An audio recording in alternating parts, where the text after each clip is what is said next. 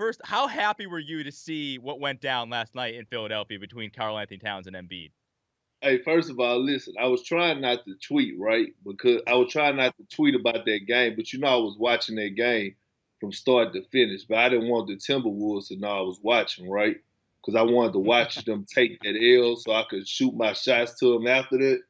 But I was like, man, I actually had one TV on that game, and then I had the other TV on the Wizards game. And when I seen it getting out of control as far as the score, I turned it to the World Series, and I come back and I'm like, oh dang, they getting in the scrap. I'm like, oh man, but I seen it coming though, because to start the game, man, it was getting kind of physical down there in the paint. You seen Joel Embiid posting up cats, making moves, and they was really, they was kind of, they was down there really banging in the paint. I was like, oh, it's getting kind of physical. You could feel it building up. I was surprised though by Cats though, because he was the instigator in that. Yeah. Hey, how happy were you when you saw his mom in the tunnel? Perk. Hey, When I saw that, I started crying. I'm calling the game last night. I'm calling Bucks Celtics, and it's a good game. But people are like tapping me, yo, look at this fight. And then someone's like, yo, look at Kat's mom. And as the game's going on, I'm like holding my tears in. I'm like crying, thinking of how you were gonna destroy this guy. She just yelling from the stands, you better leave my baby alone. You see that? I told y'all, man, I'm telling y'all, man, these kids, these dudes are different, man. It's a different time, man. It's a different time. Perk, you literally predicted the future, because you did say that a couple of days ago. You literally said, like, leave my baby alone, talking about Karl-Anthony Towns' mom, and 2 days later she literally does that in Philadelphia after they get into a fight. Like, you predicted the future, Perk. No, I'm telling you, it was the writing on the wall, man. Listen, I'm telling you, if you look at the history behind, not just picking on Cats, but like, think about it. His parents are down there at every game. His dad actually, I think, had a lawsuit against the Timberwolves because he actually fell in the stands. Like, they always around him, man. And then when you think about all the things that went on with Jimmy Butler last year, and how they wanted Tibbs out, I was like, oh man, these guys babyfied, man. Then they win 3 games against against some not so good teams, and all of a sudden they was on a high horse. Sunday, when they edited me on the tweet, I looked at their schedule and I was like, you know what? I'm gonna be quiet, but I cannot wait until Wednesday. Wednesday at 6:00 my time. I will be tuned in.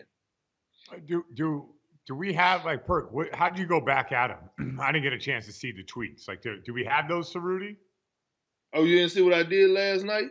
Nah. I just took a picture of my thermostat in my bedroom with the AC on 60, and I screenshotted it and tweeted and added the Timberwolves. As only if me doing that right after the night that they had last night, right?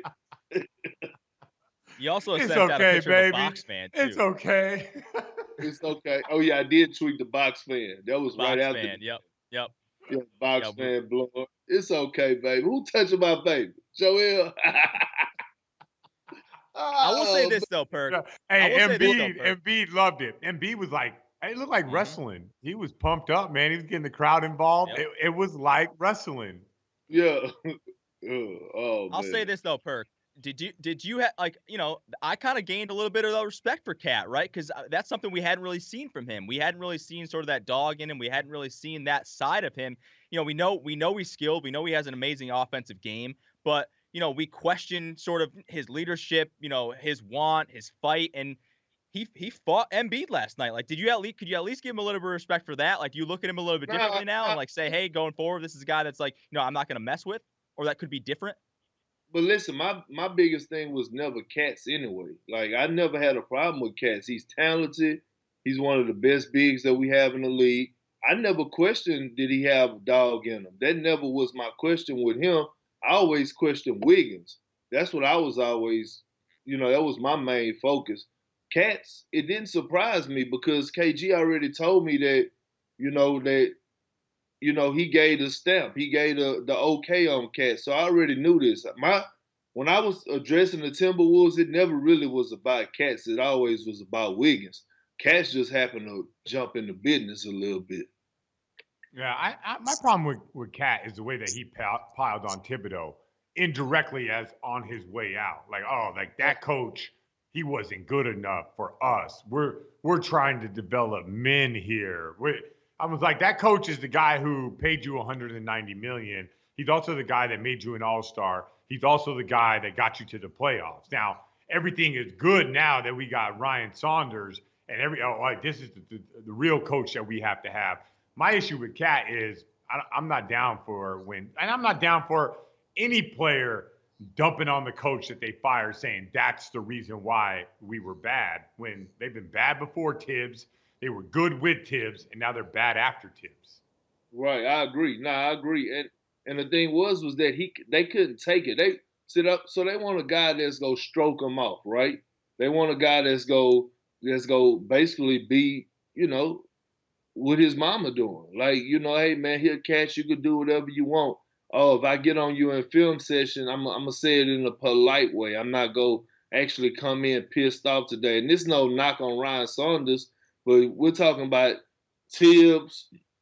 We're talking about Tom Thibodeau, who has a alpha dog, alpha male type, demeanor and the way he go about things, and he's gonna get the best out of you. Now, it's no knock on Ryan Saunders, but this is what they wanted, bro. They wanted this, Scal. They wanted an easy way out. He wanted not to be held accountable, in my opinion. And I'm not all the way saying that, but that's what it is. Because if you know Tibbs like me, if anybody know Tibbs like we know Tibbs, that's the biggest thing with Tibbs is accountability. Yeah, so just to go one step with that, when I was in Chicago, Tibbs one day, whatever happened, he laid into me in practice, laid into me. And he was setting the tone, right? He wanted everyone to hear. And, all the players were loving it because they know Tibbs is my boy, right? But like, as soon as practice is over, I did my workout. We meet up. We didn't even set a meeting to go eat lunch together. But he got his food, I got my food. We sat face to face. And I'm like, Tibbs, why you got to be on me today? He's like, Scal, you on the radio, you're trying to build your career. You can't be messing up the plays. And I looked at him, I'm like, yeah, you're right. Right. I got nothing to say about that, but we broke bread right after practice. And I can't understand why why players have a hard time with coaches yelling at them. They're doing a job. This is a job. They're trying to get the best, whether it's the best out of me or the best out of the team or the best out of whatever. So that's one thing. And then breaking bread with a guy afterwards and talking hoops and whatever, that's another thing. And we had that back in the day. That's how it was for us. It was never the coaches, he pushing me down. I'm going to go home, tell my mom how the coach is on me. It's like he's doing his job, I'm doing my job. And we're trying to get somewhere together. That's how I looked at it. And see, that's where we at today, right? So you look at it, you look at the league, and it's very few organizations where they have coaches that's actually able to coach. Because, at the end of the day, if you piss your superstar player off, the GM is going to take the franchise guy side anyway. So it's not too many coaches that's able to coach out there. For example, the Phoenix Suns are they 3-2 right now. They have surprised a lot of people, but the best thing to happen to Devin Booker, in my opinion, was Monty Williams. You know what I mean? So knowing that James Jones, when he brought Monty Williams in, was going to have Monty Williams back 100%. And so now you look at it, he's probably able to really coach these guys. He's probably really able to get on these guys. Kelly Oubre, who probably, never really been coached, or held to a high standard. They're probably, Monty Williams probably could do that, and James Jones probably backing him up. You don't have that no more in today's game. So that's the hard thing. Think about it, man. Ryan Saunders kind of, he kind of lucked up into that Timberwolves job. At the end of the day, man, they had a lot of more qualified coaches out there that could have got that Minnesota job before Ryan did. So, how he got hired or whatever, I'm not here to debate that, but that's the way guys want it, man. And that's why Jimmy was so mad. He knew what was going on.